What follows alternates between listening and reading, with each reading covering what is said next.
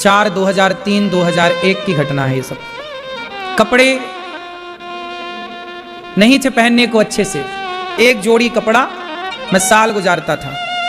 गैया चराने जाता था तो नंगे पांव, जूता नहीं थे, 50 रुपए के जूता आते थे एक जोड़ी।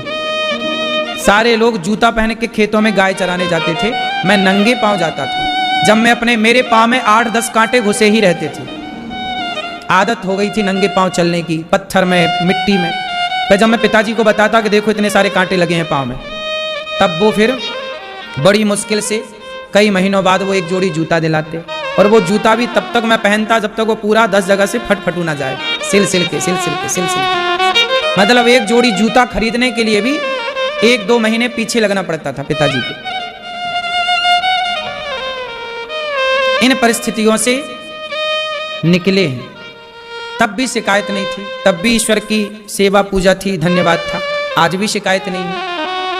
ये सब कुछ इंसान नहीं देखता, भगवान जरूर देखते। तुम करते चलो बस, हर दुख दर्द सहते चलो बस। किसी से ना कहो, क्योंकि किसी से कहेंगे तो वो तो भूल जाएगा। लेकिन भगवान सब कुछ देखते हैं, सबके साक्षी हैं भगवान। इसलिए भगवान का एक नाम है साक्षी गोपाल। भगवान का नाम क्या है? साक्षी गोपाल। मतलब भगवान हर चीज के क्या है? साक्षी। परिस्थितियां बनती और बिगड़ती रहेंगी, समय अच्छा बुरा आता रहेगा, पर उस समय में आप धैर्य रखे क्या? उस समय आपका व्यवहार बदला तो नहीं? समाज के प्रति आपके भीतर दया करुणा खत्म तो नहीं हुई?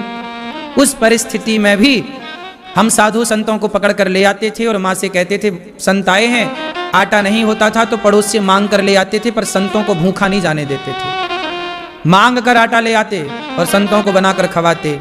वैसे वही सेवा का फल है कि कोई ना देखे पर विधाता ने सब कुछ देखा है। और आज ये दास अनिरुद्ध को आपके बीच में बिठाया सेवा करने के लिए। इसलिए भगवान ने मुझे ये सारी जिम्मेदारियां दी, वृद्ध माओं की सेवा, अन्य क्षेत्र की सेवा। आज यहाँ हजारों साधु संत भोजन करते हैं, अच्छा लगता है कि भगवान ने इस भिखारी को इस काम के लिए चुना है। हम जानते हैं कि एक मुट्ठी दाने की कीमत, आटे की कीमत क्या होती है। जब हम भीख मांगने जाते थे और आटा चावल के दाने यदि जमीन पे देते समय सामने वाला देता और गिर जाते, तो मैं चावल के दाने उठाकर झोली में डालता था। मैं जानता हूं, आपको एक चीज और बताऊं, ये गेहूं कटता है ना खेतों में, आप लोग इस बात को शायद सुने भी ना होंगे, कुछ लोग जानते होंगे। जब किसानों के यहाँ, जैसे अब चैत्र का महीना आएगा ना, होली के बाद फसलें क्या हो जाएंगी हमारे देश में? गेहूं कटेगी, चने कटेंगे। ये चने गेहूं की फसल अब कटेगी। तो हमारे गांव में जब किसानों के यहाँ कटता था तो मैं जाया करता था खेतों में गेहूं बीनने के लिए। बीनना जानते हैं कि काटते समय ना बालियां गिर जाती थी कुछ, तो खेतों में हम बीनने जाते थे। चने काटते समय ना किसानों के झड़ जाते हैं, फसल पक जाए ना तो झड़ने लगती है, तो काटने में कुछ दाने झड़ते थे, तो हम लोग चने बीनने जाते थे खेतों में, गेहूं बीनने जाते थे। ये मौसम जो आएगा कटाई का, तो ये पूरे मौसम में इस खेत में आज कटाई हुई तो इस खेत में गए, कल उस खेत में कटाई हुई। कटाई मतलब जब खेत से किसान का पूरा माल, चने का, गेहूं चला जाता था, तो फिर खेत खाली, उसमें हम लोग खाली खेत में दाने ढूंढा करते थे कि कहाँ बालियां हैं, कहाँ चने हैं। चने के खेत में चने, गेहूं के खेत में, तो जाया करते थे खेतों में बीनने के लिए। और हम अकेले नहीं, बहुत सारे लोग, गांव के जो गरीब तबके के लोग थे वो जाया करते थे। आज के बच्चे ये सब जानते ही नहीं है ना। इस भगवान करे परिस्थितियां किसी की आए ही ना, पर ये भी एक परिस्थिति थी और इस परिस्थिति का हमने सामना किया। हमारी बहन, हम सब लोग जाया करते थे, बीनते थे। मुझे गाना सुनने का बचपन में FM का जमाना था, वो रेडियो का। रेडियो के बाद FM का जमाना आया, छोटी सी आती, 100 रुपए की आती थी मेरे पास। फिर मैं चने बीन कर 10 किलो चने बीना था 2 महीने 1.5 महीने में। फिर उससे मैंने 100 रुपए की FM खरीदी थी गाने सुनने के लिए। बच्चा तो सब इच्छाएं तो बच्चे की होती ना।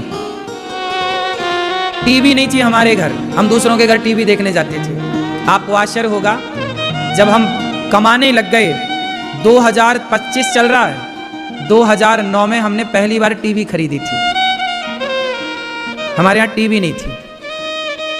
2009 में पहली बार हम टीवी खरीदे, जब कमाने लग गए, कमा के 9000 की टीवी पहली बार 9000 आए तो टीवी खरीदी।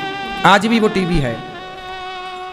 कुल मिला के हर चीज़ों के लिए तरसे भी हैं और हर चीज़ों की इज्जत करते भी हैं। पैसे क्या होते हैं, 1 रुपये क्या होता है, 10 रुपये क्या, एक दाना क्या होता है, गेहूं का एक बाली क्या होती है, चने का एक दाना, सबकी कीमत हमें पता, हमसे ज़्यादा किसे पता होगा। जो खेतों में जाके एक एक दाना बीना हो, उसे ही दाने की कीमत पता चलती है। वरना आजकल शादियों में तो इतना अन्न फेंका जाता है कि एक बारात और खा के चली जाए। शायद मैंने दाने की कीमत की, अन्न की कीमत की, इसलिए माँ अन्नपूर्णा की कृपा से आज गौरी गोपाल की रसोई पूरे भारत की सबसे बड़ी रसोइयों में एक रसोई है, जहाँ से कोई भूखा नहीं जाता। 30,000 लोग नित्य प्रसाद पाते हैं। वही हम बता रहे हैं आपको छोटी छोटी बातें कि ये सब कुछ ईश्वर काउंट करते हैं, सब भगवान देखते हैं। तब ना ईश्वर ने आज सब लोग ये तो देखते हैं कि अनिरुद्धाचार्य का नाम है, ये सब हो रहा है, और उसके पीछे का जो कहानी है, उसके पीछे का जो स्ट्रगल है, उसके पीछे जो भगवान की कृपा है, काम के प्रति समर्पण है, वो कोई ना देखता है ना देखना चाहता। कामयाबी सब देखते हैं, कामयाबी के पीछे का जो स्ट्रगल होता है, मेहनत होती है। आजकल लोग मेहनत नहीं करना, सबको कामयाब होना है, कामयाब सबको होना है, पर कामयाब होने के लिए जो मेहनत चाहिए वो करने से लोग बचते हैं। यदि आप बिना मेहनत के कामयाब हो भी गए तो वो कामयाबी केवल साल 6 महीने की होगी। आज बहुत लोग कामयाब होते हैं, पर 6 महीने और साल भर के भीतर नाम होता है, खत्म हो जाते हैं, आउट हो जाते हैं। सदा के लिए कामयाब होना है तो बेस मजबूत होना चाहिए। कामयाब हो जाना बड़ी बात नहीं है, कामयाब रहना, सदा उस पद पर बने रहना, उस लेवल पे मेंटेन करना अपने आप को, ये बड़ी बात। और वो कब संभव है, जब आपका बेस मजबूत होगा, आप सब कुछ कर सकेंगे। तब आपके अंदर कुछ करने की ताकत नहीं है, जुनून नहीं है, आप सह नहीं पा रहे हैं, परिस्थितियों का डटकर सामना नहीं कर पा रहे हैं, आप आउट हो जाएंगे। सहना पड़ता है अपमान, सबसे बड़ी बात है अपमान को आप कितना सह पाते हैं। लोग आजकल आपको बड़ा प्रभाव पड़ता है, आप क्या कहते हैं, महाराज जी लोग क्या कहेंगे, इसी परवाह में लोग परेशान है कि लोग क्या कहेंगे।